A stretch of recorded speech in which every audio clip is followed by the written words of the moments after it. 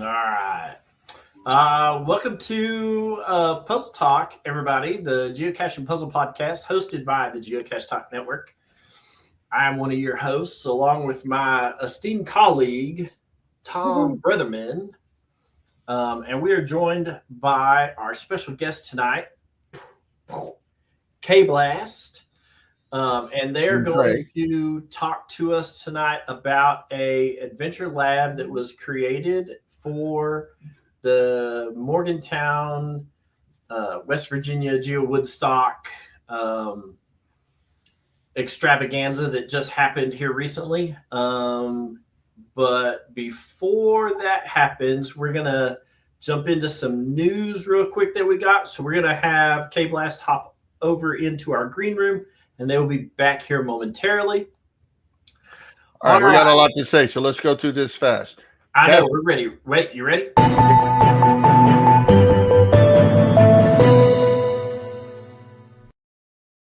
All right, Cache Odyssey's probably hit 3,000 favorites. If you hadn't found one of them caches, go find one. I found one in Delaware. I didn't get one in West Virginia. I sucked. Cache Fest Hawaii is coming up July 9th through the 13th. Log your will attend. Show up. Go see the live adventure lab. We are stars in it. New treasures come out June 10th. If you haven't finished the ones you got, go get them done.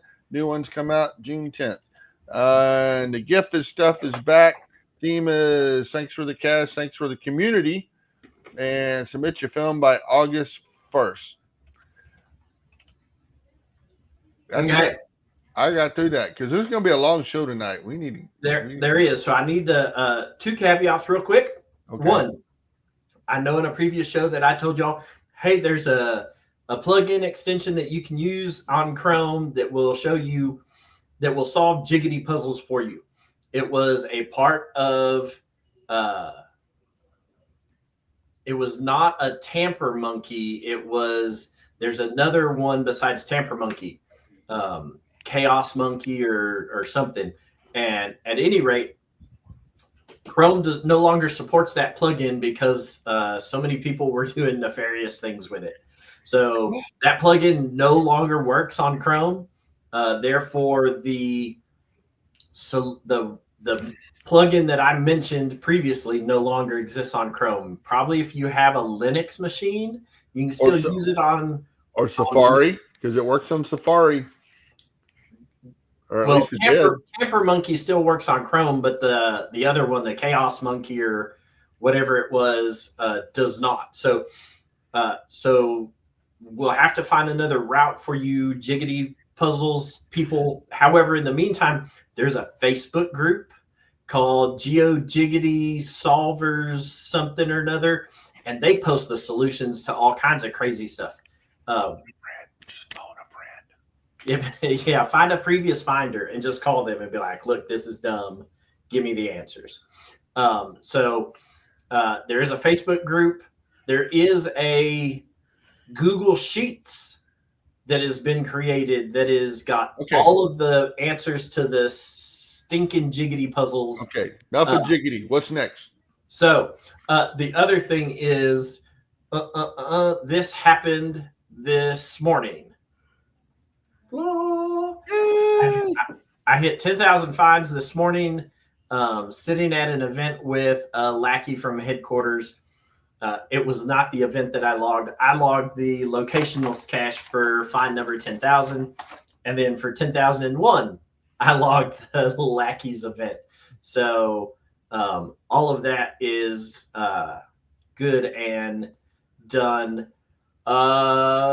Yes. All right. So let's bring Brian and Trey back to the show. There they are. Gentlemen, welcome to the show again. Thanks. And congratulations on 10,000, dude. Thanks. I appreciate that. It was a goal of mine earlier this year when I logged the Texas Challenge Mega event as 9,000 to then try and get another milestone before the end of the year because I wanted to be able to log the locationless as a milestone. So at any rate, I appreciate all of the thanks and congratulations in the chat room. Let's get into the meat and potatoes of this. Give us the rundown. What is this? Because people who were not at the Giga event heard about this. But people who were heard about it too, and we had fun. So some of us had heard like bits and pieces of this and this, and people were like, I don't know what you're talking about. It was just a regular adventure lab. And then other people are like, yes, however. And so run us through this, kind of give us the pie in the sky overview real quick, and then we'll jump into the meat and potatoes about this and how you guys all came about for everything. Sure. Once upon a time. The quick overview is when you did the adventure lab, which was a 10-stage adventure lab, when people put in the right answer, you get the success screen. My success screen told you puzzle hints and basically pieces of the puzzle to let you know that there's something that you can solve and something that you can work toward. And so as you put all of the puzzle pieces together from the adventure lab, you slowly started seeing a puzzle unravel, and you would discover what was going on if you were paying attention. Yeah. If you were paying attention. That part's very important. If you were paying attention. If you were the normal person walking up and down the river, just answering the questions and not paying attention to stuff, you had no clue till somebody came up and said, hey, there's a puzzle in this thing. You might want to look at it. Yeah. Yeah, I'd say that's probably one of the, I wouldn't say frustrating, one of the things I wish we could have done differently. I don't know how many people would have jumped on it if they had known about it, if more people had known about it, if there were better ways. I know that in the event description, it was mentioned that there was a puzzle that you could work toward. And so that was part of how they advertised it. They were just so busy with, there's just so many things going on and so many people on the wharf that you couldn't really let everyone know. I don't know if there was a better way to get more people's attention with it. Well, and it also didn't help that about 10 miles north of there was a rest stop where you could get like 600 adventure labs. I didn't touch that because we went through the same thing at Texas Challenge. And I mean, that's great for numbers, but that is literally just. There's so many better ways to spend a day geocaching. Because you get to the point, you're not reading anything. You're just, oh, come on. When's this going to end? I want to go to lunch. Right. I really felt bad for the people at Texas Challenge. Well, and up here too, that put all their effort into writing that stuff and people weren't reading it. Yeah. And of course, even yours, people weren't reading all of it. I'm guilty. So, I'm admitting it. I'm guilty. Right. So, and I wasn't even there. So I missed the Giga event because I had a 10th wedding anniversary, and you can either go geocaching on your anniversary or you can go with your wife and do other amazing things. And we were close. We were in Washington, D.C., but we did not attend the Giga. So missed out on this. But so how did you come up with this thing? Like how did this thing all originate? Like, was this a brainchild of yours and your sons and you went to the Woodstock people? Did they reach out to you? How did this thing all come about? Yeah, so I will give you the general overview of all that. Is Mark Webb, who ran Woodstock, obviously loves puzzles and loves a challenge with things. And he was one of the group that when I built something similar for the Moga in Owensboro and for the one it was the kind of small thing. Yeah, the small things. Yeah. So I've done this for multiple Mogas, and at Moga they have what's called the KZ. At Moga they have what's called the cache event puzzle. And they've been doing this. That's how I got into it, was in 2014 when it was in Athens, Ohio. I did one of the big puzzles, and they just put it on a piece of paper on the back of like the brochure, all the puzzle pieces. And they did that. And then in 2016, when MOGA was taking place, I built one for Cincinnati's MOGA. And that's when I started using the lab caches to do this, because back then there weren't 50 labs to do. You had 10. And I started letting people know this is where I'm going to put the event mystery puzzle every time I do it. And so then I've been doing it at MOGA. I did one at the first Giga in Cincinnati. Right. I put some puzzle pieces together for that too. So I've been doing this for a little while with different megas. And then Mark specifically came up to me because he had seen some of the things I had done and said, hey, I'd like you to take 10 of these and run with it. Do whatever you do. He said, I've seen what you do and I like it. So why don't you build something? More of it.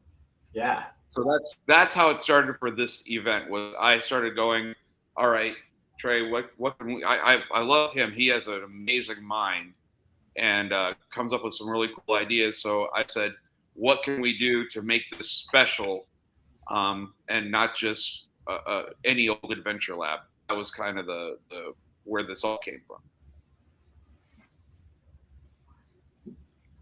And so then you knew you're going to make the adventure lab. You knew you made something with that. So then what came next, the VR or the AI? Both worked on each part separately after we'd come up with the idea of how we were going to tie them together and storyline and that sort of stuff. So he was very much the AI guy. When you start looking through and seeing the AI and how that worked, we'll talk about that in a little bit, obviously. And I spent my time building the VR, and then I drove out to West Virginia. We drove out to West Virginia. What, in November was it? I think so. Anyway, it doesn't matter. Drove out to Morgantown to find all of the cool spots along the wharf, because to me, an adventure lab should take you to awesome places.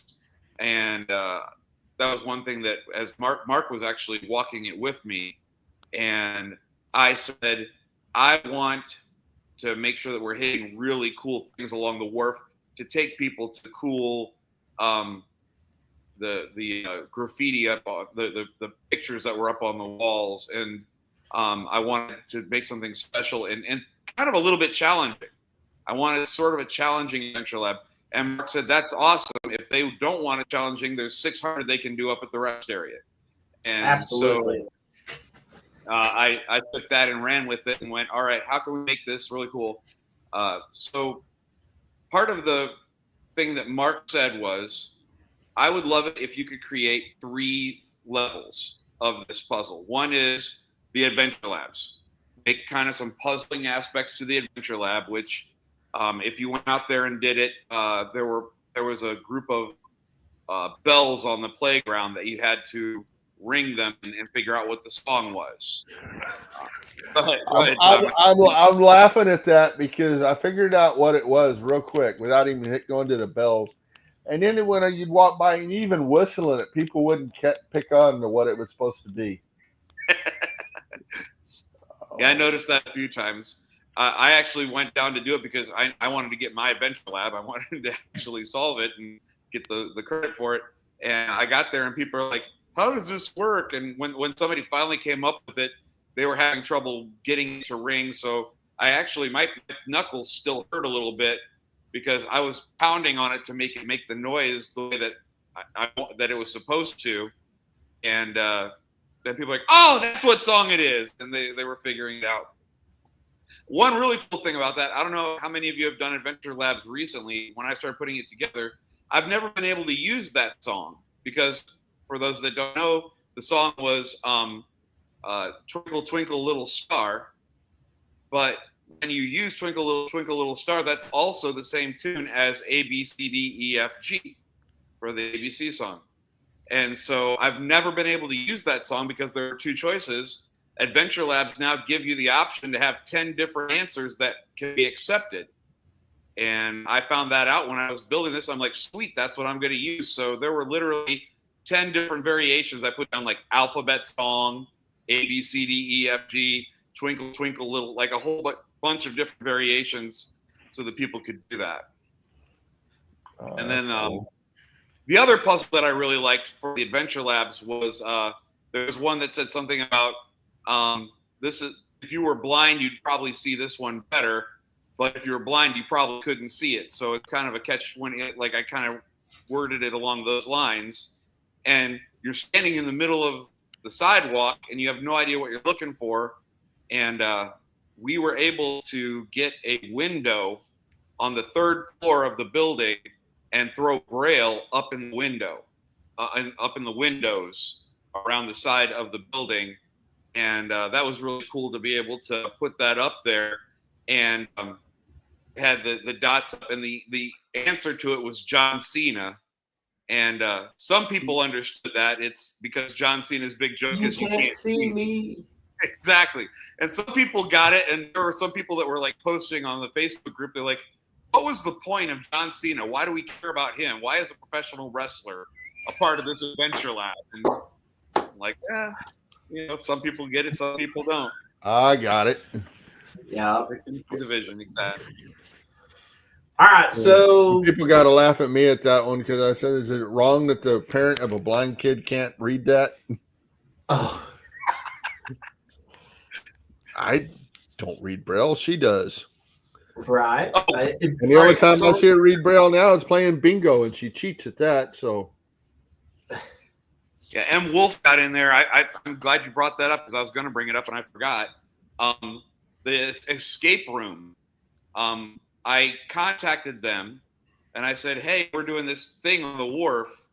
I would like to include your escape room as one of the stops, but I want to advertise your escape room. And he's like, sweet, I'll build it for you. So that whole escape room thing, those people literally built it in 2 different places. So you could have one downstairs and upstairs, so that if people were busy downstairs, there wasn't like they were trying to avoid the backlog of people and let people have more opportunities to work on it. So they're the ones that put that whole thing together. They spent like 2 or 3 weeks building those escape boxes, and they made it through the whole event, which was amazing. You need to talk about that because when he says built an escape box, it wasn't like here's an ammo can with some buttons on it. It was elaborate. It looked freaking cool. You walked in and it started talking to you and it said, hello, adventurer. And like it was talking to you as you walked in. Yeah, prove yourself worthy or something. It was very cool. And it had multiple pieces to it. But I told him it's got to be easy enough or else you'll have a line out the door for a mile. So he really took to it and came up with something that I thought was fantastic. I thought it was absolutely perfect for what we were doing. And the fact that he made 2 of them to make it even better was just above and beyond. That escape room, those guys were amazing. And they loved us. They loved the geocachers that came in. And it was just really cool watching people work on it and try to solve it and everything. Yeah, when I go back to someday to get the Cache Odyssey there that I missed, I will go to that escape room just because of that. I mean, if that's what they built just for us for a 5-minute thing, I could imagine what their escape room's like. Sorry, our dog is seeing things outside. You want to go shut the curtain? Maybe he'll quit paying attention to that. He's being protector. That's his job. He is. He's doing a great job. He's amazing. All right, so you mentioned this a little bit ago about how your son is the one who did the AI portion of this. It sounds like this was a pretty in-depth father-son family project. Talk to us about you, and like earlier you said, hey, that's all him. So introduce him and give us some of that, stuff that he worked on this to make this thing come full circle. Sure. So this is Trey. For people who don't know, the KBLAST is actually all of the initials of our family: Brian, Lisa, Allison, Shelby, Trey, and K is for Klinger, which is our last name. So he's the T of KBLAST, and I'm the B of KBLAST. So he has an incredible puzzling mind. He's very he loves creating puzzles. He loves solving puzzles. He was the one that did a lot of the work on the one that you guys did for Cash Fest. He was the one finding for Oklahoma Cash Fest. He was putting together a lot of the pieces. I would work on one puzzle, he'd work on another, and he's just very good at this stuff. So I knew I wanted him to be involved for sure from the beginning. And it started off with us, the first thing I said was, I want to do something special and different. I want this to be something that people will walk away and go, if they do it, they will walk away and it will be an experience. And so getting back to the 3 levels that Mark asked for, he said, do the adventure labs, make those puzzly for everyone. And then he wanted 1 level of the puzzle to be for people who just are casual puzzle solvers. And so part of my thinking, what I talked to Trey about, was I want to make sure this is easy enough for a casual puzzle solver, but this is an experience. I want people to see, I don't want to build all this work and put all this into it and nobody sees it because it's too hard to figure out. And so the first piece was the virtual room. When I found that Pizza Ninja had built the VR cache, I'm like, man, I have to use something like this and make sure that a lot more people find out about this, because I think this is a great way to make puzzles. We're not reinventing puzzles. We're just reinventing how they're being presented. Yeah. And I thought that was a really cool thing, and I wanted other people to find out about VRs and be able to start doing it. And then you guys get on there and you're doing the whole VR talk. Was it last month or the month last month? You did last month. Yeah. And I'm sitting there, I'm watching it, and I'm like, dang it, he's using my room. And I'm sitting here going, I wanted the people to be surprised, but then it's still, the whole point was, I want other people to find out about it and start building stuff like this. And and actually, as you guys were talking, you taught me some things about the VR and how it works. And I was able to add some flair to the room and add some pieces. And we were able to add pictures. We were able to add the thing that you guys talked about was adding pieces like the DeLorean that some people saw in there, and the Doctor Who police box. Those were all added afterward. But Trey and I, when we were working on this from the get-go, the first thing I said was, and he agreed, was we wanted to have a story. And that to us was the most important thing. Like, puzzles for puzzles' sake are fun. I like doing puzzles. But I wanted there to be an actual story that you would take from beginning to end. And time travel ended up being our main story. How do we get a time traveling person?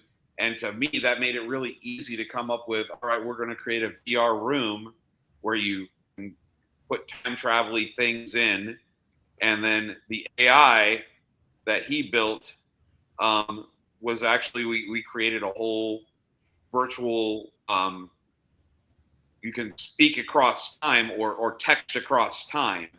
And you were actually talking to a guy who supposedly existed and was living currently in 1917, was it? Yeah, 1917.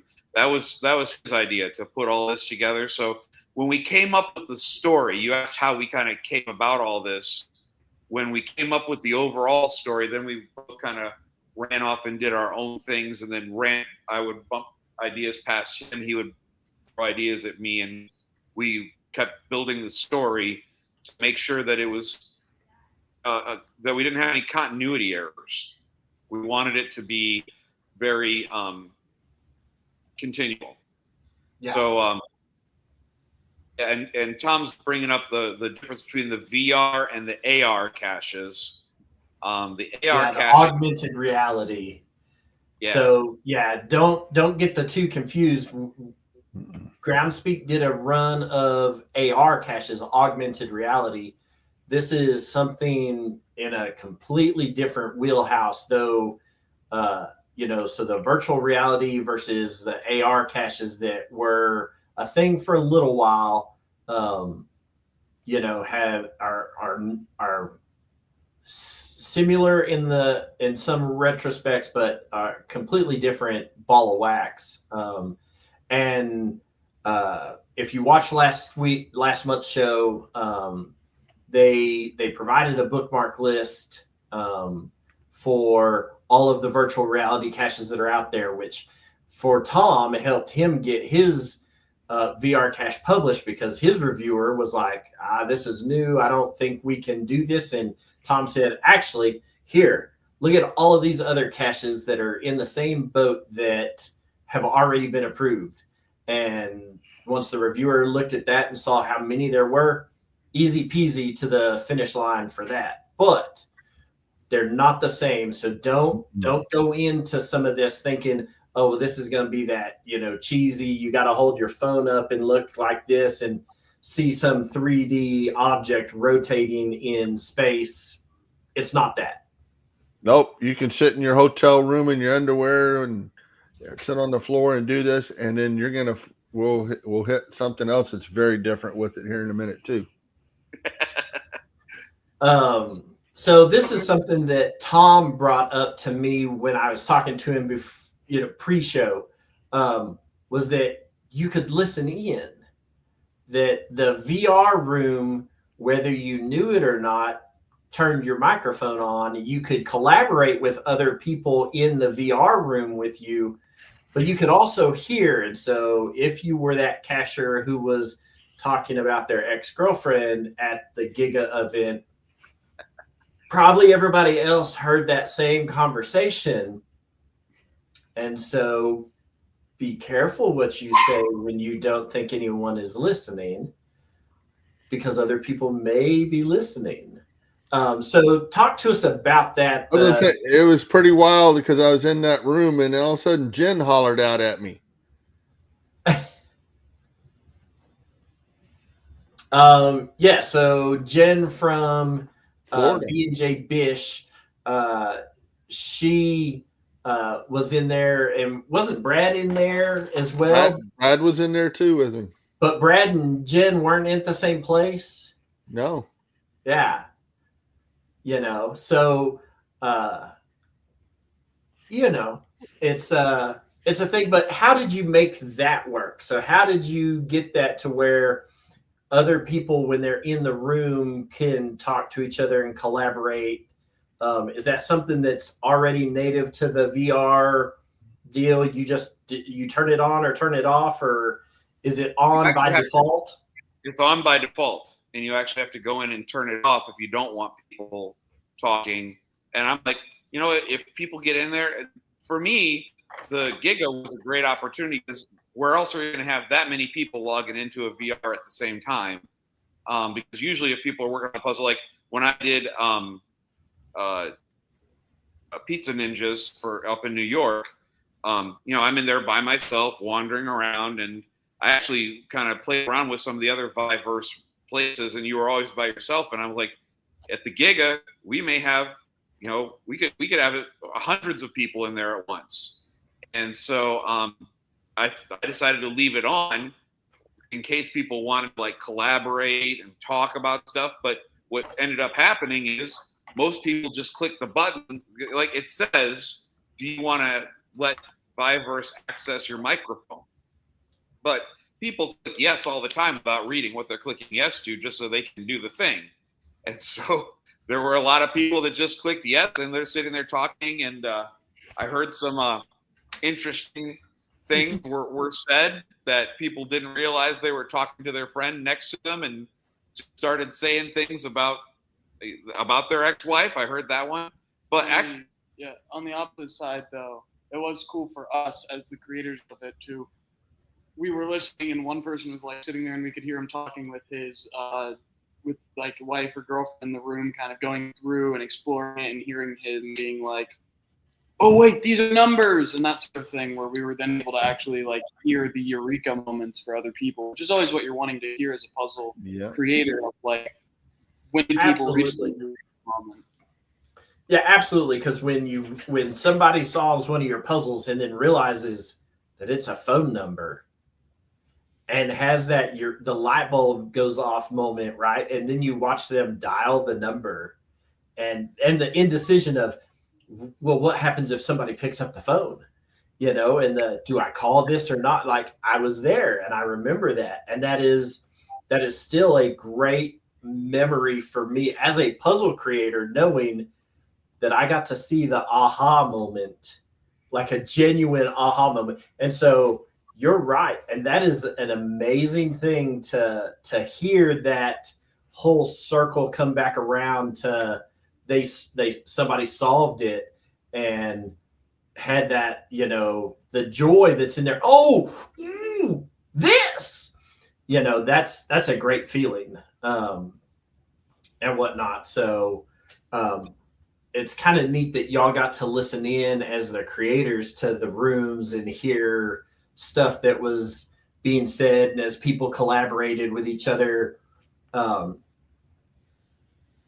I want to ask you about that, because you bring up a point about how many people were at this event and how many people could be in this room at a time, and what did you have to do to get that number bumped up a little bit? Yeah, I started looking at it, and I was like, the maximum in a Viverse room is 40. That's a built-in max. And so I was getting a little concerned, because I realized that at the Wharf event, there were probably going to be hundreds of people. And I was actually kind of hoping that it would be announced, hey, if you haven't noticed, you should try this. But like I said, that there wasn't a good way to make that happen for a large majority of people. So but even at that Wharf event, I logged in on my phone and started seeing people just logging in. And so I was concerned about it enough that I reached out to the Viverse people and put in a tech support request a couple weeks before. Yeah, a few weeks before.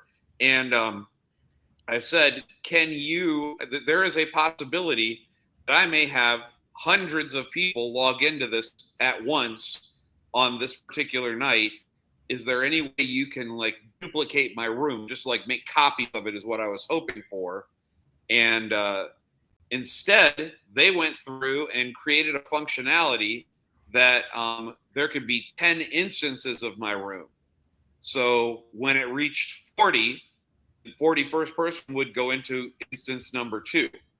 And so it was, they built that. I don't know, when I kept logging in, I think the most I ever saw at one time was about 20. You could have totally been an instance too, or whatnot.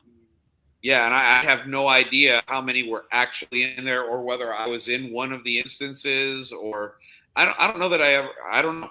I honestly don't know, but the fact that they were willing to come back and turn that on for us was very, very cool of Viverse.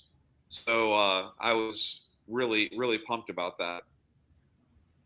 Yeah, and it sounds like the end users who were there, and even some that were sitting, as Tom would say, in their underwear in their living room, Jen, you know, from Florida, enjoying it as well. So, I mean, that's something that's very awesome, that you reached out to them and said, hey, there's a possibility of this. And they said, hey, no worries, we got you. So 10 instances of the room at 40, so you could hold 400 people in this thing, you know, if you maxed it out. And that's awesome that they were willing to do that for you and for the event and whatnot. So, you know, that's awesome. Go ahead. No, and Jen, you bringing up Jen, that was a good point. You know, Brad and Jen are friends of mine, and when I heard that she wasn't able to go to Woodstock, I even told her, hey, I'm really excited about what's going to happen. You may be able to be involved. And I was hoping that people would reach out to friends in other places, and then they could work on it from wherever they were. That was actually part of how I built the puzzle. I was hoping people could be involved even if they weren't at the Giga. And like Jesse said on Sunday, I sent it to him just so that he could experience it, because I felt bad that he couldn't be there either. And I'm like, hey, can you play test this for me? Just have a look at it and see what you think. And so again, that was kind of my whole point, was how can we get as many people involved as possible, even if they weren't able to come to the event. Yeah. All right. So the first floor apparently was a big leap for some. Talk to us about that and the voicemail and the stuff that was involved with that. Sure. I told you that Mark wanted 3 levels. So the second level, I wanted it to be pretty easy. So, and I'm going to go back to what Tom brought up earlier. If you don't read, it makes it a lot harder. And I literally, if people put together all of the puzzle pieces, like the answers, if you took all of the information that was there, one of the hints was, what's the area code for West Virginia again? And the main area code of West Virginia is 304. And then I put little things about the cassette system. You have to text it in order to use it. Communication across space and time. You should text this. I kept putting in little hints like that to make sure that people could make that leap, because calling a phone number at random is kind of nerve-wracking, but I tried to put in a lot of little hints here and there to say, you should call this number. Right. And once people figured out down on the first floor, also, I made sure that I said solve the downstairs before even trying the upstairs, because the downstairs led you to that phone number, because the upstairs didn't work at all if you didn't have the phone number and were in the system. That wouldn't have worked anyway. So I tried to make as many hints as possible to that being a phone number. I even said every picture has a number associated with it. Figure out what the number is. And it was I don't know if I call it easy. I wouldn't say it's an easy puzzle, but the number was spelled out across words. And I actually would tell Trey that I wanted that to happen, and he go ahead and tell what you did with that.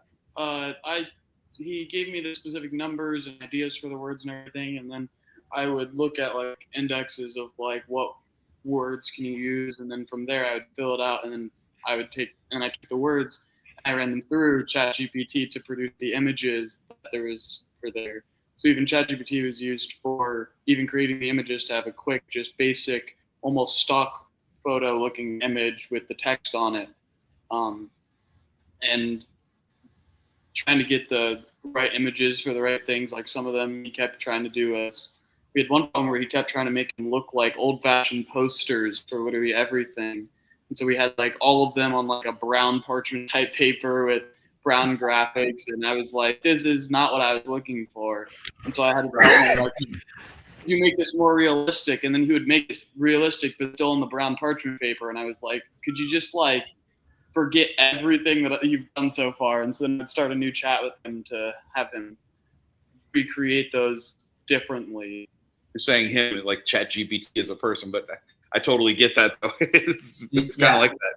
So just to clarify, like the first number was 3 of the phone number. So a moment in time worth reenacting. Worth reenacting. So if you take the end of worth, which is TH, reenacting give you REE. So worth reenacting, if you work across that, that's where 3 came in.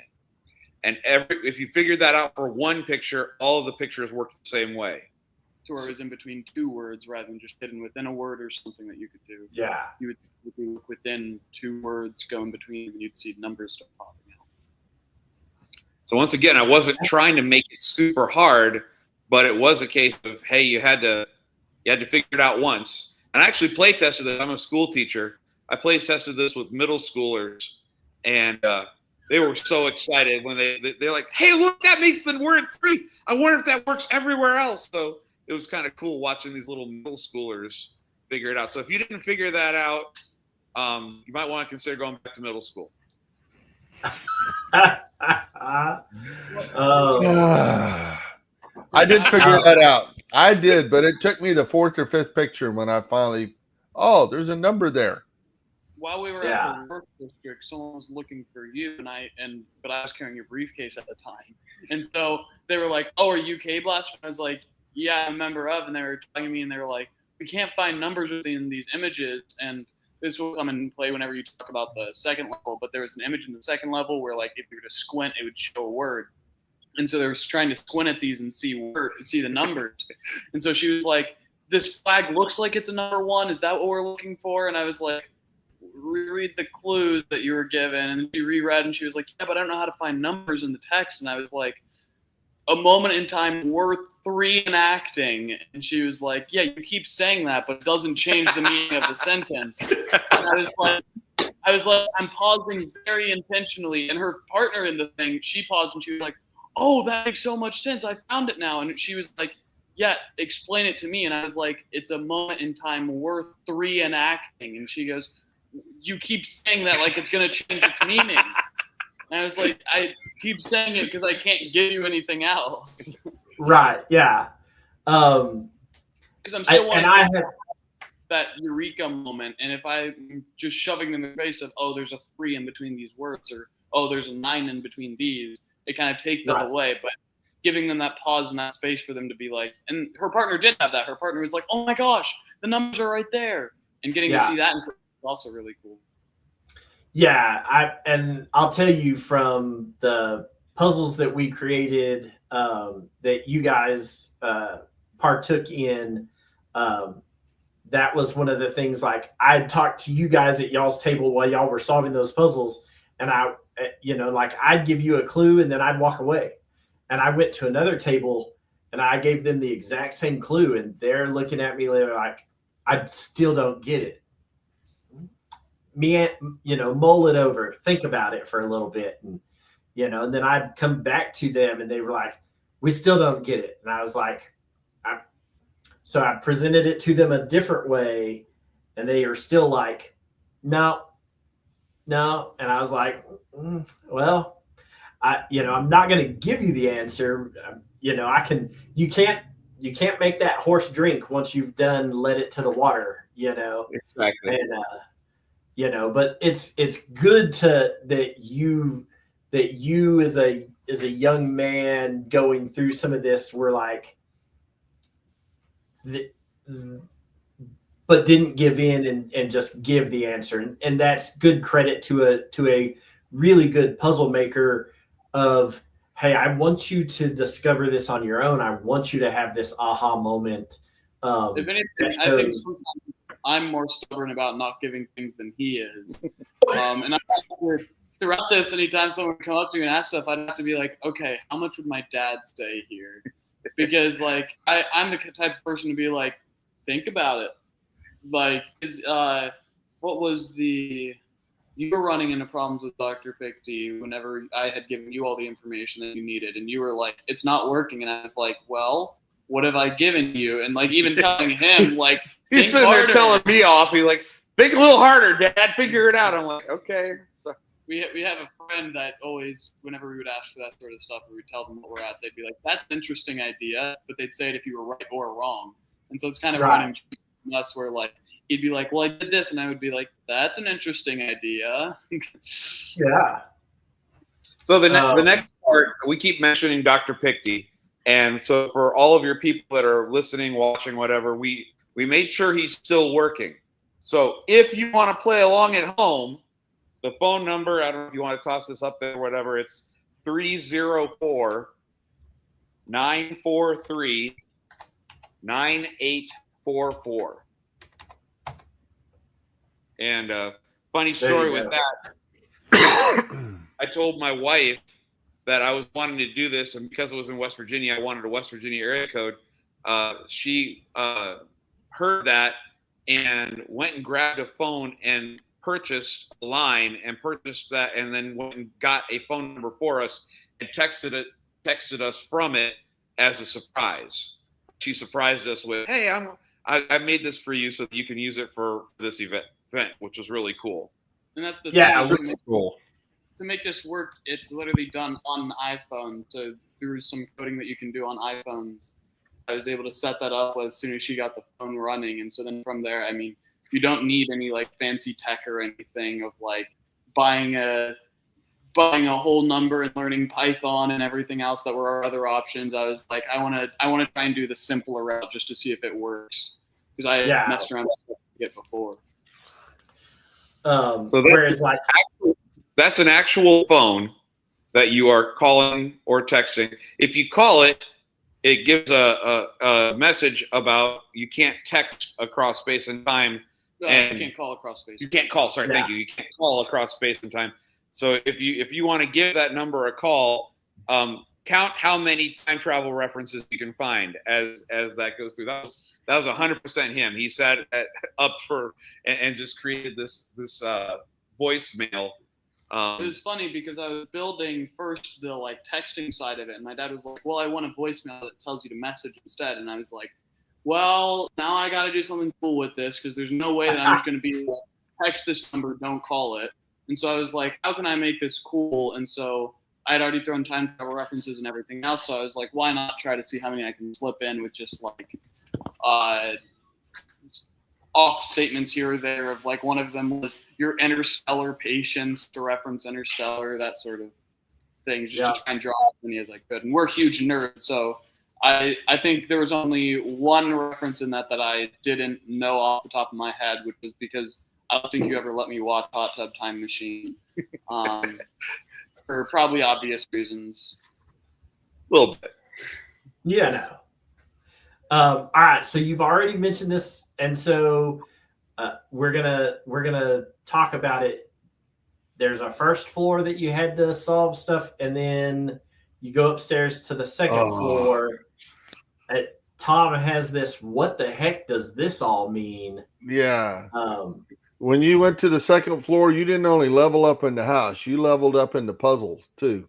Yeah. So you had to text. For people who are trying it, if you want to try texting, you text CASAT to that number, and then it gets you into the CASAT texting system.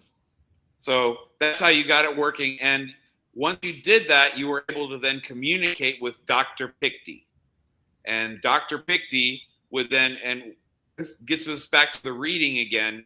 It says at the one of the puzzle pieces says, read the description of the adventure lab. You have to read the description of the adventure lab to solve this.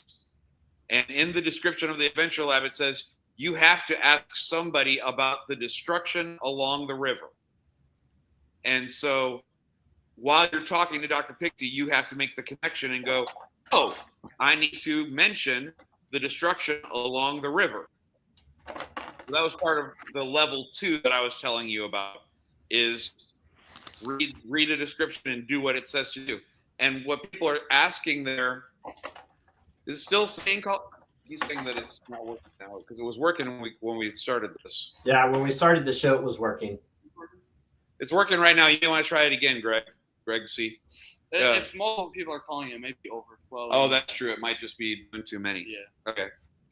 So there was that, and then the other part was unscramble the time traveler's name. And when you message it, Dr. Picty immediately says, it says his name before every single message. And when you see Dr. Picty, if you unscramble that, it gets you the word cryptid.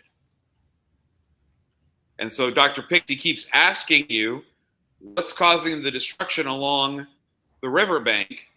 And one of the hints said, unscramble his name to get the rest of and remember where you are to get the rest of the puzzle. And we were at the Monongahela River. So if you go and Google and look up what kind of cryptids are in the Monongahela, one of them is the Ogwa. And so if you mentioned Ogwa and the destruction along the river, you got you finished the first level, which was take a picture of the beacon and show it to KBLAST between 12:30 and 2:30. So all you had to do is go get a picture of the beacon, which, by the way, was a virtual anyway. I didn't know it was going to be, but people had it, and all they had to do was literally show me the picture, and then they got one of the wooden nickels. That was the prize for level 2. And then, as Tom mentioned, level 3 was go upstairs and start putting all that mess together. That was supposed to be for the hardcore, crazy people who want to spend a long time solving a puzzle, not just but at the same time, even those people, there was so much to do at Morgantown, it was crazy. So much to do. So but this gets into how AI works. So people are asking, how did we make the text message response work? Trey set it up. You want to go ahead? So I'll let you take this. With the ChatGPT prompt, there's so much of like I would have to give it the information that it needs to tell you, and then tell it how to respond to specific questions, and all sorts of stuff like that. But one of the problems that it would run into is I told it that if people seem to be heading towards the information or whatnot, to give them nudges of like, oh, maybe there's something to do with the fauna or the animals in the area, that sort of thing. So they're now looking into the animals and cryptids and that sort of thing for you to draw from. Then from there, we had to end up hard coding the end because we ran into so many problems of it just giving you the information then if it felt like you were on the right track. And for ChatGPT, the right track is mentioning any word that I told it. So like all the way at the end when you have to mention a specific speakeasy and whatnot, then it would, if it had all heard the word speakeasy, it would instantly be like, oh, you've solved all of this. Here's the final bit of information. And I was like, my first message to you should not be my solve. And so then from there, we then had to kind of dial it back a bit. And yeah, it ran on ChatGPT and just a lot of prompt refining of like every single time you message it, it is sending your past messages, your current message, and the prompt that I gave it through ChatGPT so that he would decide what his next response would be in correlation to the conversation and all the rest of the stuff that I gave him. So everyone that texts that number has their own ChatGPT conversation set up. So you have a ChatGPT. Tom had his own ChatGPT. Brad had his Jen had her own ChatGPT. You could send stuff to it, and it was looking at your past messages and saying, did you do what you needed to do to go to the next level of the puzzle? Was how it was reacting to it. And so it was literally ChatGPT conversation. Every time you sent something, it was filtering through ChatGPT. And I'll tell you, I was scared to death of that. Because when you build something like this, I had no idea whether that phone could handle, 100 messages at once, or whether they would like crash the system or crash ChatGPT or something. I was very, and I couldn't play test it with 100 people. The closest I got to adult play testing that sort of thing was I had 2 different numbers. And so I copy and pasted a message into each one of them and sent them back to back like 3 times. So it would have to process a total of 6 messages within the span of a second. And I was like, if we exceed this, but it ended up handling all 6 messages pretty well. And I was like, okay, we're not at a huge risk. And if we are, it'll just be a slight more delay or people have to resend their messages, that sort of thing, which we told them in one of the clues that sometimes it's a bit spotty. Yeah, sometimes it's just your signal might be spotty. And so I was very pleased with how well it worked. I was pleasantly surprised with how well it worked. It only had 2 times that it went down all weekend. And then he just went in and reset a couple. I just had to go in, swipe out of the ChatGPT app, open it back up so that way it would refresh all of its memory. I would clear all of the previous chats because one of the downsides of using it the way that we did through the phone is that every single time you send in a message, it's creating a brand new conversation with ChatGPT. So all 2,000-ish messages that we got was a brand new archive of history chat. And so I had to go in and be like, delete all conversations to save some memory and storage to let it like not buffer as much. But it wasn't. It didn't. ChatGPT servers handled it really well for how many people were messaging at one time. But yeah, it worked really, really well most of the time. There were a couple cases, and this is where ChatGPT gets interesting, because ChatGPT does what it wants. It's kind of like a honey badger. It does what it wants. And when I'm telling it to play a character, and that character, if you're telling it information that it didn't already know, it's just going to go along with whatever information you're telling it. And so we got some pretty funny strings where one person, and I got a summary of their thing, was creating a whole story with it where they were like, pull it up real quick. I'm going to explain real quick.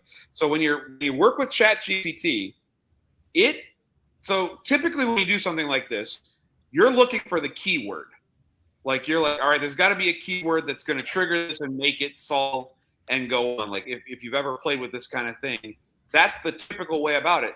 The trouble is that actually the cool thing, in my opinion, about ChatGPT is it'll run with whatever you give it. And so we had people. One person got swallowed by the Ogwa.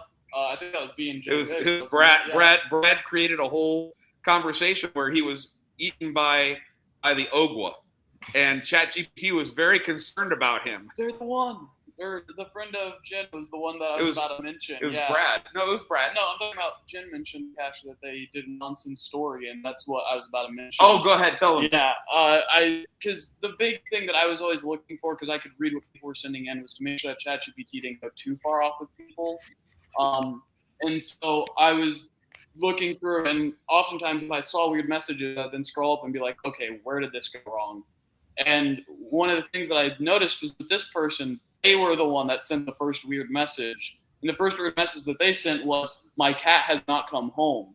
And I was like, what were you planning to do with that information? And then I kept reading, and they had all sorts of weird stuff of like, the ice froze over, and Elmer was walking across it on the ice chunks, and he became a prince, and then I fed him golden apples, and he turned back into a human, and crazy stuff. And I was like, what were you? And I was like, and ChatGPT was, of course, responding with, oh, that's so interesting. How'd you do that? That's so cool. Elmer walked across, and it was just really chaotic with that one. Brad got eaten by an Ogwa. Someone else was. Poor Brad. In front of you. One of my favorite moments, between 12:30 and 2:30, I was waiting the briefcase in case people solved the final part, which I will get back to in a second, Tom, I promise. I'll make that part quick because I know we're getting kind of close to the end here. We got as long as you want. I knew we'd run long tonight. Okay. Well, I had one group walk up to me at the event. I'm holding the briefcase, and they walk up and stand right in front of me, and they say, all right, here we go. And they just stood there staring at me. I'm like, can I help you? And they just stood there staring at me. Please, I don't know what you're doing here. And they finally turned around their phone and showed that Dr. Picty told them, oh, you have to find KBLAST and go stand in front of him, but don't say anything. And then he'll give you what you need. Like Dr. Picty made that up out of the blue. And so ChatGPT was, and the night before, people were like, there's got to be a whisper spot up here on the amphitheater. I'm like, why? They said, because Dr. Picty told me there would be one. And like, for Dr. Picty, ChatGPT would go with whatever you sent it. So people were just making random guesses rather than solving the puzzle. And then Dr. Picty would go that this is one of my absolute favorites. You're talking about the one where people actually went through. Yes. Yeah. So as Tom mentioned, upstairs, there were 3 pictures upstairs that went together, and then the 4th one. So there were 4 pictures. Go ahead, Tom. I was going to say, yeah, Dr. ChatGPT, when you go down a rabbit hole, GPT will hand you a shovel and help you dig.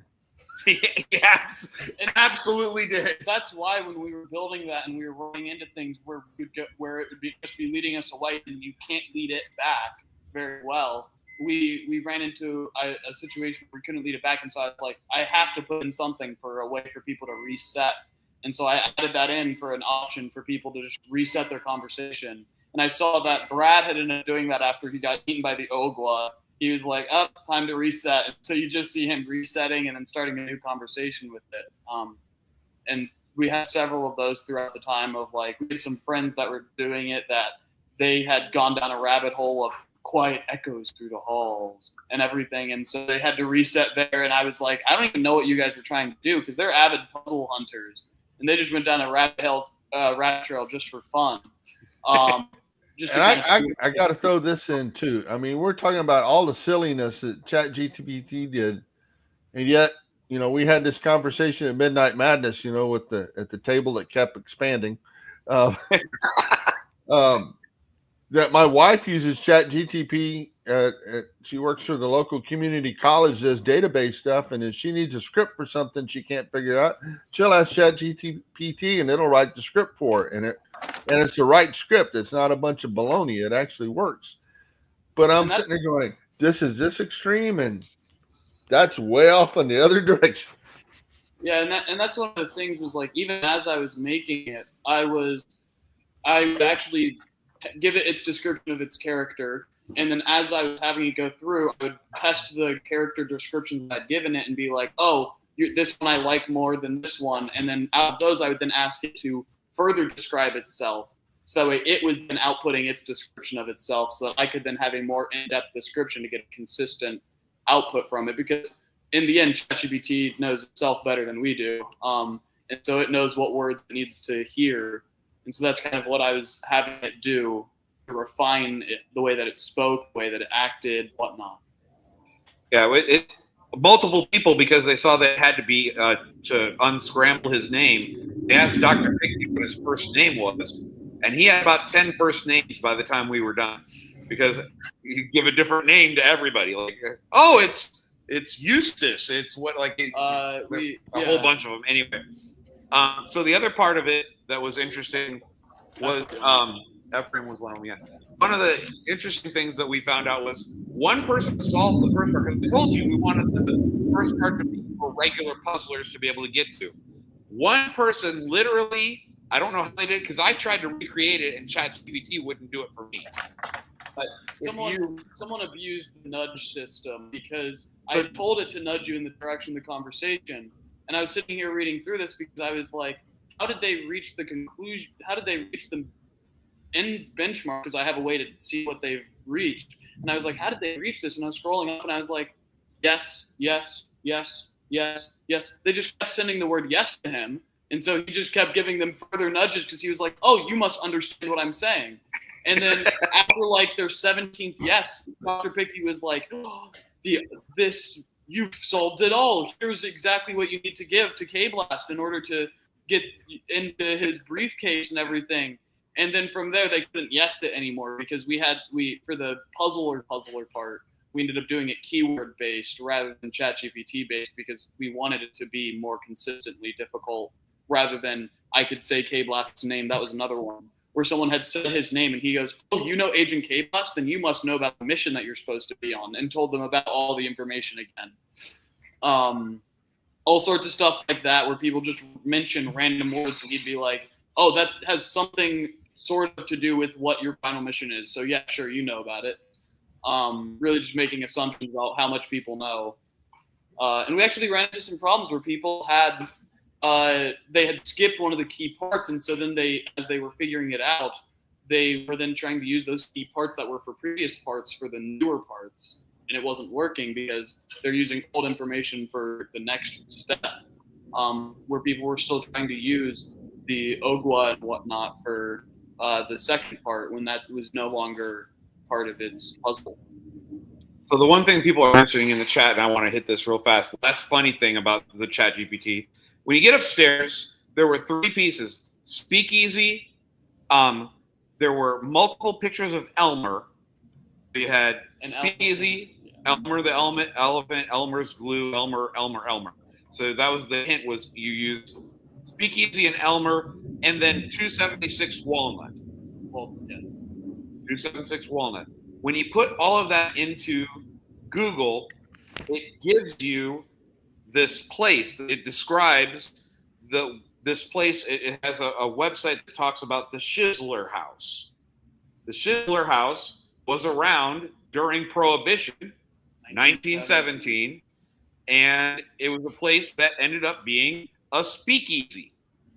And so the whole point was you're supposed to find Dr. Picte's lab, which was in the speakeasy. That's how you were supposed to solve this.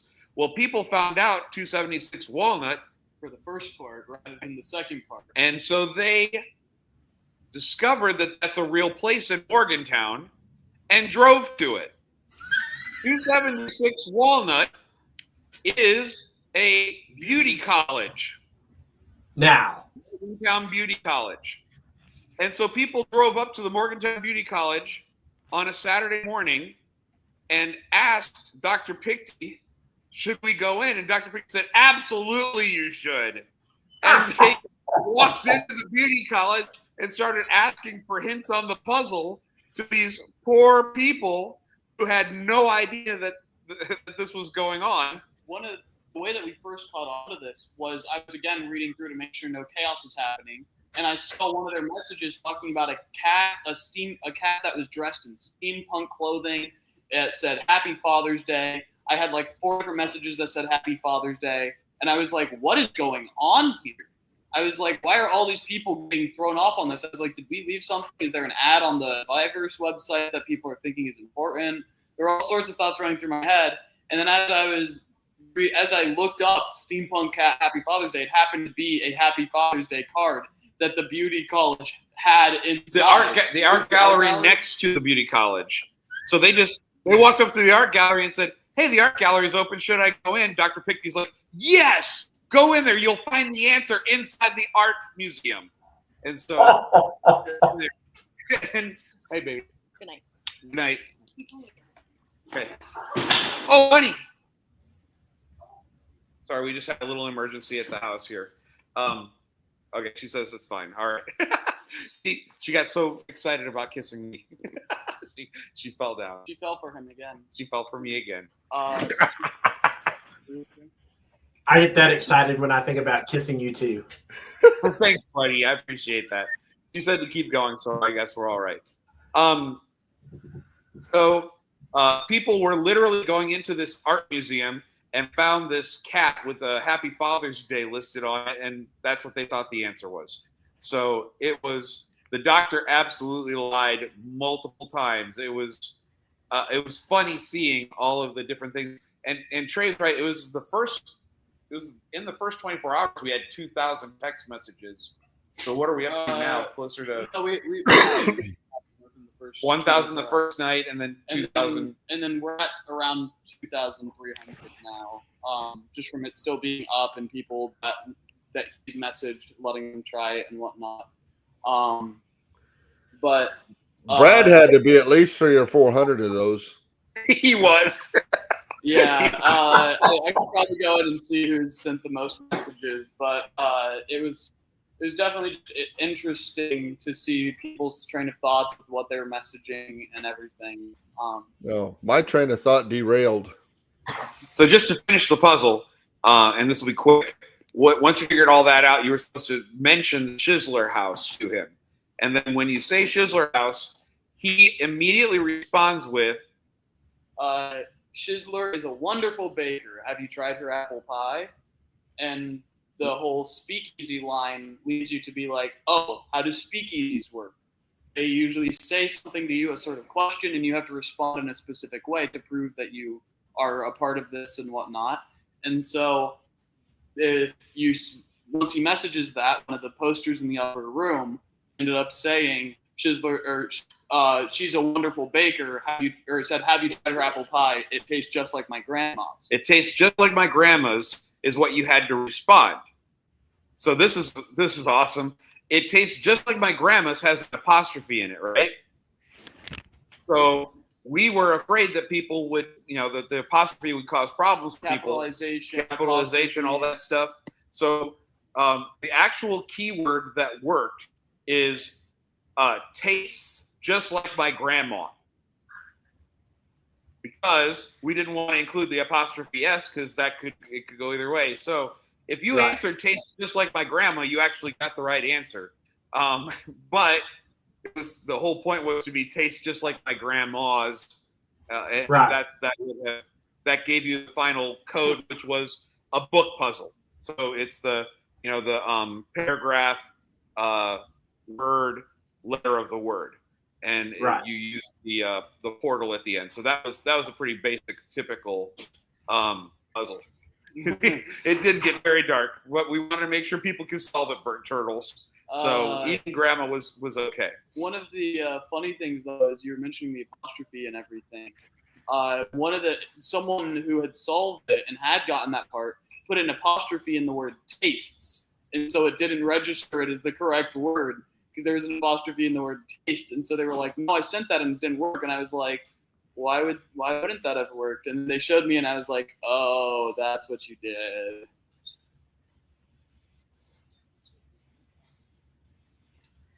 So, that answer all your questions about the puzzle, Tom? I love the family aspect of this thing. I love the Adventure Lab part. I love the first floor. I hate the second floor because there was nothing new there, and you killed me with it. Like I said, I wanted it to be super hard, and we did have 10 people. So there were 3 groups, one group of 4, another group of 4, and then a group of 2 that got these medals. That's what was in the briefcase, were the medals that said that they were time agents for GeoWoodstock. So those people solved it, got all the way to the end with 0 hints. They just solved the whole thing completely. And they told us they spent like hours working on pieces of this. So those were the hardcore people, and they received the medals for it. And then after that, once the medals were gone, I started giving hints to people who came up and said, "I just want to get to the end of this. How do I do this?" So I gave little hints here and there, and they'd be like, "Oh, now I get it." And it was kind of cool watching them solve those pieces. And then once they came up and opened the briefcase, I was also given by Mark Webb a large amount of wooden nickels. So I'd give a whole handful of wooden nickels to each of the solvers that got it from that point on. So that was what was inside the briefcase for people who were asking that. One of the other things is, like, you were talking about people who were solving it, and like within the first day, we actually did have someone get nearly to the end. They were one step away, and they didn't realize the speakeasy thing of it tastes just like my grandma, and so they kept saying the Shizzler House over and over, and it was really tough watching that because as the puzzle creator, I'm sitting there like, you're so close, and but they couldn't do anything with the information because they hadn't figured out the last bit. And there were several people that we had that had been like that were like just one step away, and they just hadn't put it together yet, which is tough to watch because I'm of course wanting each person to figure it out, but in the end I think we had probably 10 total numbers solve it in the end. I think 10 total groups. Yeah not 10 individual people. 10 individual people that got the medal. Well, yeah, 10 groups. About 10 groups actually fully solved it within even the 2 days. But yeah, fine. Well, there you go. Yeah. That was just way too cool. And somebody could recreate it. I mean, and leave it permanent, as you could make. You started off with an Adventure Lab, so the final could just be an Adventure Lab bonus, but you've got to go through all this other to get to it. So I will say one of the tough things with long-term, and it is cool and whatnot, but one of the tough things with long-term was the fact the phone had to be on the entire weekend. If you turn it off, some of the aspect of how I coded it to work with messaging and everything turns off. And even some stuff breaks if you don't have the ChatGPT app open. All sorts of weird, crazy bugs that I was running into with that. So the last thing that I want to say, I do this stuff because I want to inspire people to do cool things. That to me is one of the greatest joys of being a puzzle creator, is seeing other people do this. So I hope that people will go, oh, ChatGPT can be used to create puzzles. We just have to think of it differently. And I hope that they make a ChatGPT that's even better than the one that we did. It still had some very rough spots. Yeah, very rough spots. But it would be really cool if people came up with new ways to use ChatGPT, to use Viverse, the VR world. That was what I really wanted to do, was shed a light on these cool things that I have never seen used before, or rarely seen used so far. So that was one of my biggest joys, was seeing people, even seeing in the chat, giving you ideas. I love it. I hope that you create very cool things. That's what I want. Would this have worked if you had used a Google phone number then? Or did you have to have a real phone? So the way that we've done it was through a real phone. There is a strand of ChatGPT that you can get, like API and everything, in order to do it through like actual coding of a SQL or Python, but that's, again, the very difficult side of it that I was like, realistically, I could figure this out, but this is going to take me way more time than to just do it this way. And so I did it that way. But that way, again, as far as the messaging thing, the Google Voice number, you could do that again, because that also has an API. But again, you'd have to have a server to host it on, because you're having to receive and send it to ChatGPT's website and then return that and everything. And so you do have to have something to host your number and host the information. But I mean, it's something that with a bit of coding or whatnot, you could pull off. We did the simple but effective route. I recognize all the words you said, but Kevin, could you just dumb down what he said so I could understand it? You gotta use computer. Use computer. Press buttons. 1, 2, 3, 8 cash puzzle. Help. Yes, you could build it. It would just be a bit more difficult in order to keep it running. There, I'll dumb down everything that I said. Yeah.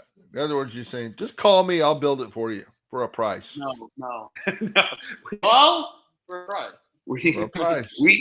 We worked on this since November. So this is 7 months of work putting this all together. So we learned a lot through it, obviously, and I'm excited to use it in other things. But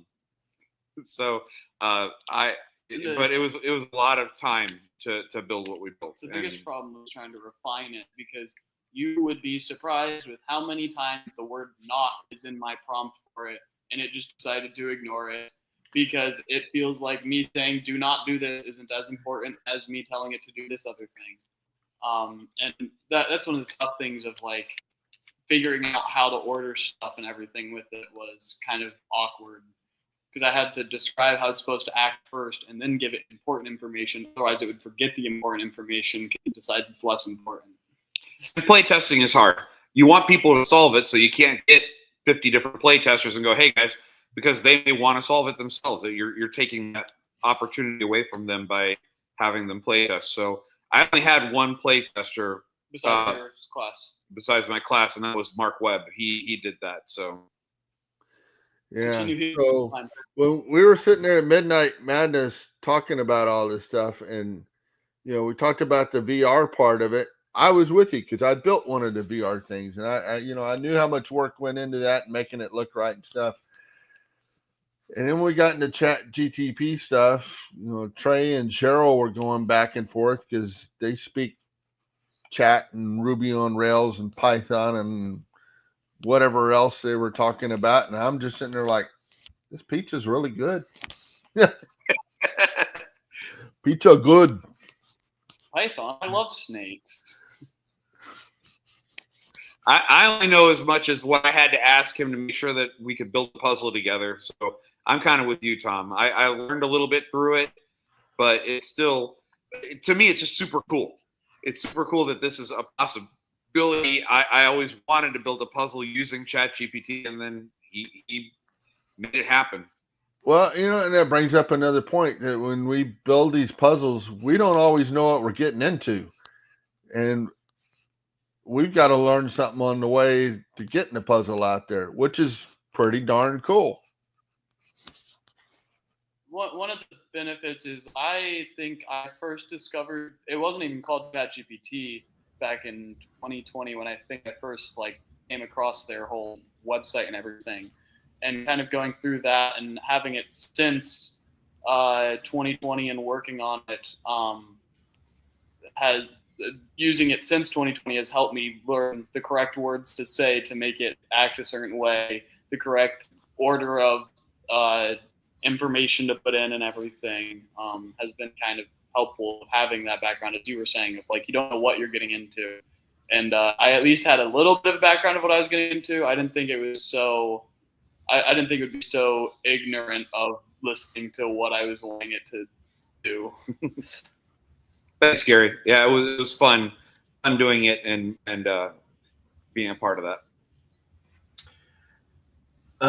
Well, it sounds like this thing was a big hit, because even people who didn't show up to the event got messages about it and, hey, can you help? And I'm like, anniversary trip. No. That's a great excuse. But it, for this just shows the creativity and the out of the box thinking that, because like you said, you didn't reinvent anything new. You just presented it in another way. It was all the presentation that most people aren't used to, right? That probably, we'll just say the vast majority of people who went through it probably are not used to at all. And it wasn't anything new. It just was a different presentation format. And, in that it shows the out of the box thinking and new ways of doing old things that challenge people to think outside of the box and whatnot, and really is a testament to what you can do with Adventure Labs and how you can, obviously, because 60 miles north of there, wherever on a roadside parking lot, you could get 600 Adventure Labs, or you could struggle through onion layer after onion layer of puzzle to get 10, right? I think even outside of doing it for the events like we have, our first Adventure Lab that our account posted was the Clue one, wasn't it? Yeah. Down in Columbus, Ohio, whenever he was awarded it, because back then not everyone could do them. Right. Whenever he was awarded it, he was like, well, I want to do something cool. And so then we did a bunch of time to set up a puzzle Adventure Lab even then that's centered around the game Clue, of you have to figure out what are the pieces that you do have versus information you don't know, using all sorts of stuff like that. There's so many cool things you can do. And I want people to take this as far as you can. So you guys have said it before too. I don't know which show it was, but geocaching started off with Dave Ulmer sticking a thing in the ground, and then it's evolved to all these different ways of geocaching. Same thing with Adventure Labs and puzzles and everything else. There's so much you can do. Just make it do more and more. Yeah, and really, we are the beta testers for all of this, right? If you want something, build it. And Memphis Mafia he is absolutely phenomenal about this. Hey, I got an idea, and it's going to push the envelope, and go to my reviewer with it and say, hey, I want to do this. And they're like, let me talk to Groundspeak about that, because I don't know. And in the end, sometimes it comes back and you're like, hey, green light. And sometimes they're like, we want to talk to you some more about this before we give you the green light.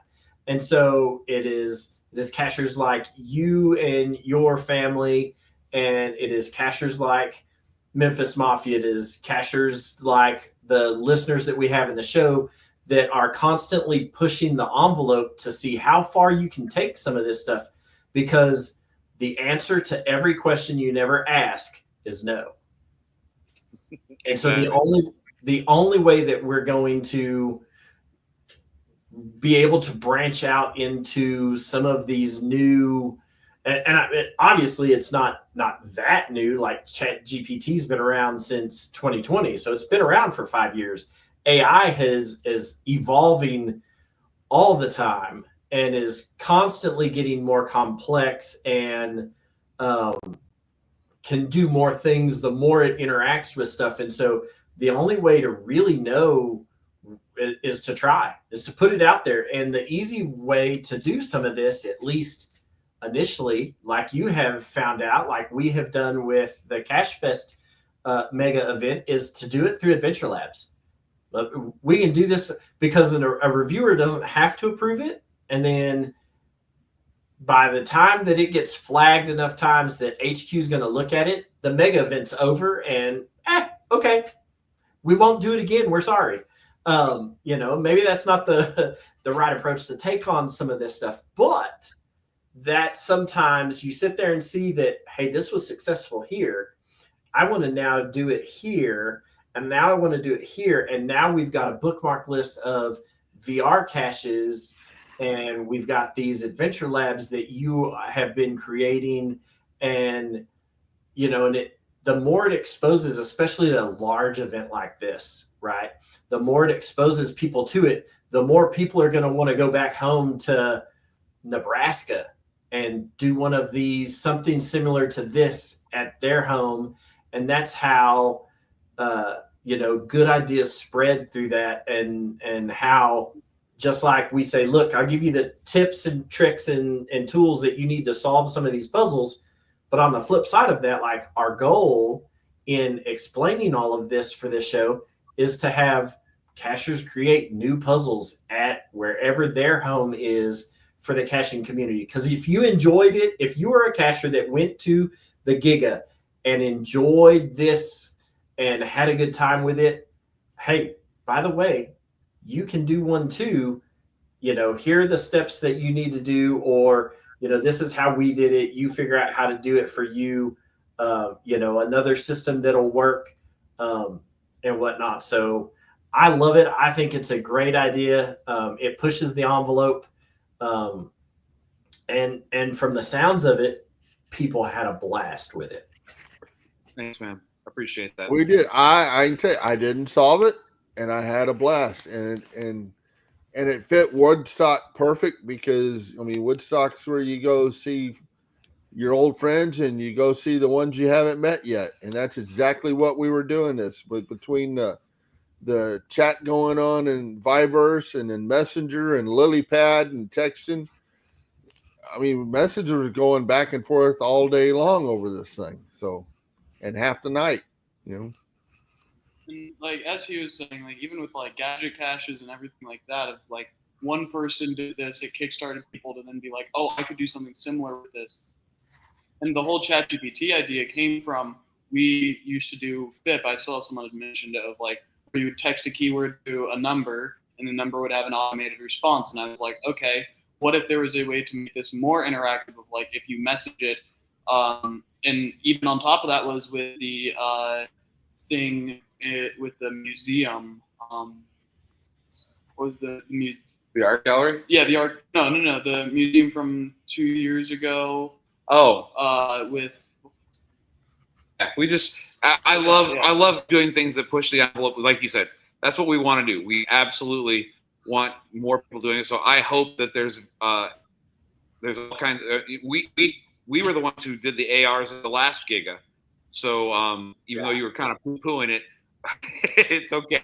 It was kind of goofy. You hold your phone up a certain way and it worked, and people went crazy for it. And so I wanted something else that people could get excited about. So that I want people to be excited and do cool things. Night at the Noble is what Gary brought it up. Thank you, Gary. The Night at the Noble, doing the interactive. Going with that, of like you talking to someone and maybe not getting the information from them right away, but just having a dialogue where you go up and talking about anything and they play their character. And so I was like, what if you could do something like that with a messenger and with the FIP and everything? And then taking that and combining ideas. And again, it wasn't doing anything new. It was just, again, through a different perspective and way of presenting it.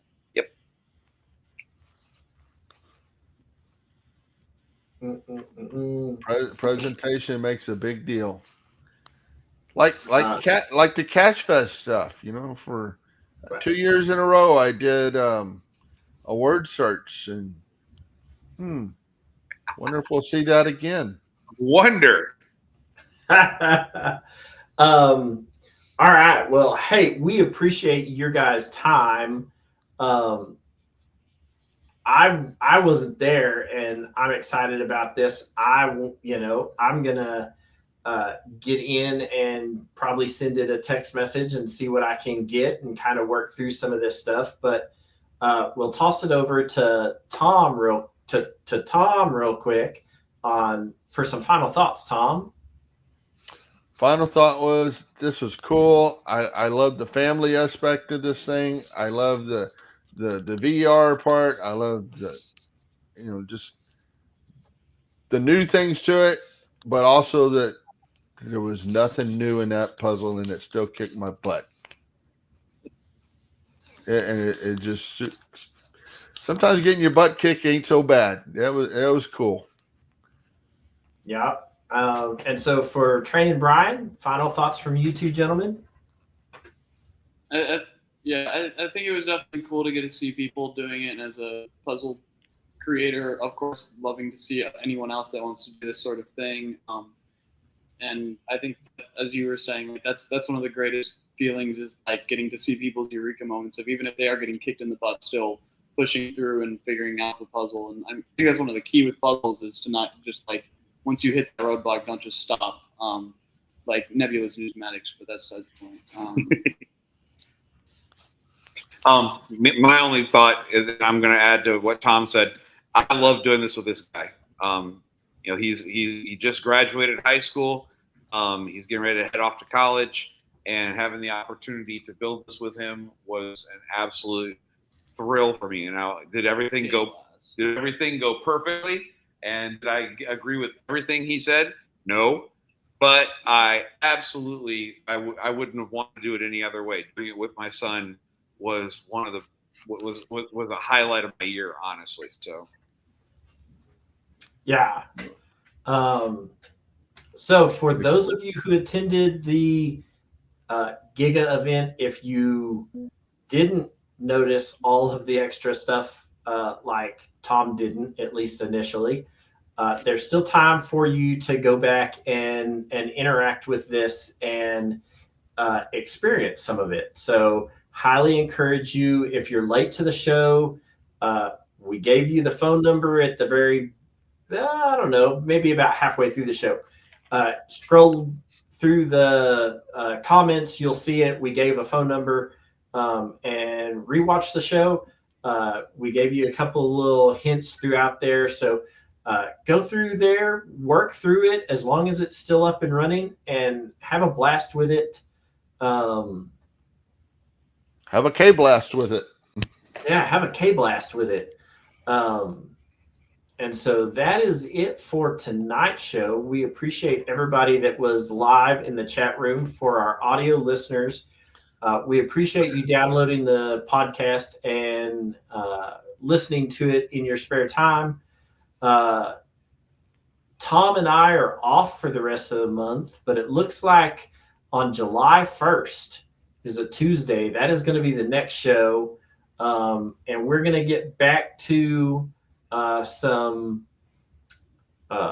puzzles that you may see if you attend the mega event in Hawaii. So stick around for that show. We're going to walk through a type of puzzle that we've had a viewer reach out to us and say, hey, I need some help with this. And so we're going to get back to giving you some cool tips, tricks, and some new tools to solve some puzzles. And we'll do that again on Tuesday, July 1st. So until then, wait, there's an outro thing. Whoa. Wait. Hold on. Wait, Go ahead. Hey, July 1st, you're saying we're going to go over our Hawaii puzzles? No, No, okay. I'll make sure. that's not what I said. Okay. I said we're going to go over a puzzle type that you might see at Hawaii. Okay. I just want to be sure. No. Quick shout out to Gary bringing up the 9th anniversary on Sunday. Everybody should check out that show on Sunday, 9th anniversary of Geocache Talk.